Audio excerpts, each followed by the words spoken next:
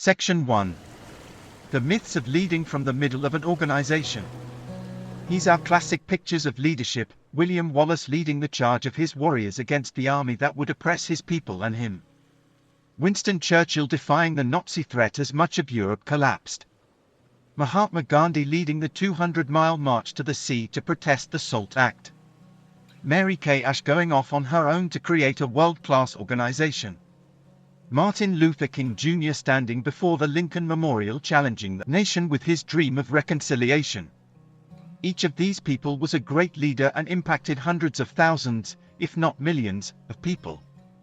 Yet these pictures can also be misleading. The reality is that 99% of all leadership occurs not from the top but from the middle of an organization. Usually, an organization has only one person who is the leader. So what do you do if you are not that one person? I've taught leadership for nearly 30 years. And in just about every conference I've taught, someone has come up to me and said something such as, "I like what you teach about leadership, but I can't apply it. I'm not the main leader. And the person I work under is, at best, average." Is that where you live? Are you working somewhere in the middle of your organization?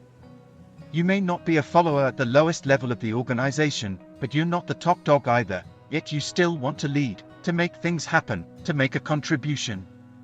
You do not have to be held hostage to your circumstances or position. You do not have to be the CEO to lead effectively. And you can learn to make an impact through your leadership even if you report to someone who is not a good leader. What's the secret? You learn to develop your influence from wherever you are in the organization by becoming a 360-degree leader. You learn to lead up, lead across, and lead down. Not everyone understands what it means to influence others in every direction, those you work for, the people who are on the same level with you, and those who work for you. Some people are good at leading the members of their own team, but they seem to alienate the leaders in other departments of the organization. Other individuals excel at building a great relationship with their boss, but they have no influence with anyone below them in the organization. A few people can get along with just about anybody, but they never seem to get any work done. On the other hand, some people are productive, but they can't get along with anybody. But 360-degree leaders are different. Only 360-degree leaders influence people at every level of the organization. By helping others, they help themselves. At this point, you may be saying, leading in every direction, that's easier said than done. That's true, but it's not impossible. In fact, becoming a 360-degree leader is within the reach of anyone who possesses average or better leadership skills and is willing to work at it.